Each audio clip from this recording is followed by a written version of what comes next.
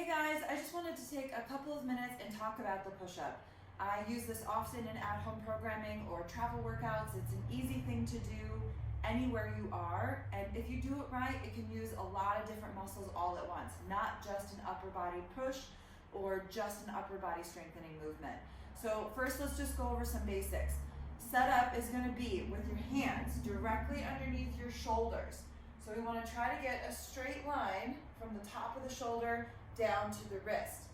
From here, you want to set up into a plank. So instead of the hips sagging and creating a slight arch in your back, you want to pull the hips under, squeeze the butt, and then engage the abs, which means I want you to be flexing the abs or trying to pull them up to the ceiling.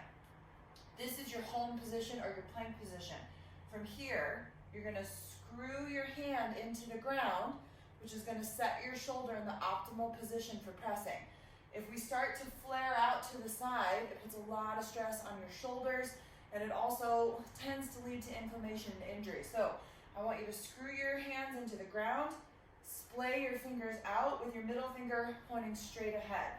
From there, you're going to keep that plank position, squeezing your butt, keeping your abs engaged, and then elbows will flare out at slightly 45-degree angle as you lower yourself all the way down to the ground and then push yourself back up.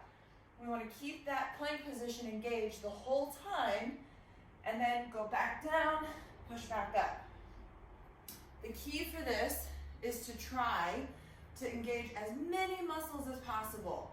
And oftentimes what you see when people do push-ups in a variety of different situations, or maybe if they're feeling like they don't have enough strength, is they flare their arms out to the side. Now, like I said, this puts a lot of stress on the shoulder, which is not great and does lead to injury, but it also isolates muscles that are not as strong, like your triceps and a little bit into your biceps, but mostly your triceps.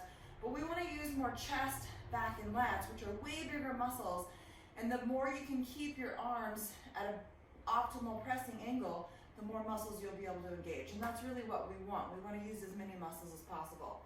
Second, a lot of the times when people struggle with push-ups, they don't do full range of motion. However, in life, we don't do things halfway. If we're on the ground and we're trying to push ourselves back up, we're not going to start in this position. We have to start from here. Now, whether or not you warm yourself up, I can't say. However, you're still going to have to, at some point, push at least half your body weight up from the ground. So I want you to always work that full range of motion so that you can use it in life. You can modify the push-up in a couple of different ways. My preferred version is to start with an elevated surface, whether that's a box or a bench or a couch or something in your house that can work for you.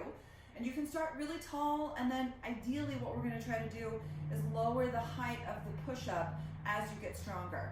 We're still going to set up in that same position that we did on the floor. Hands are going to be directly underneath the shoulders.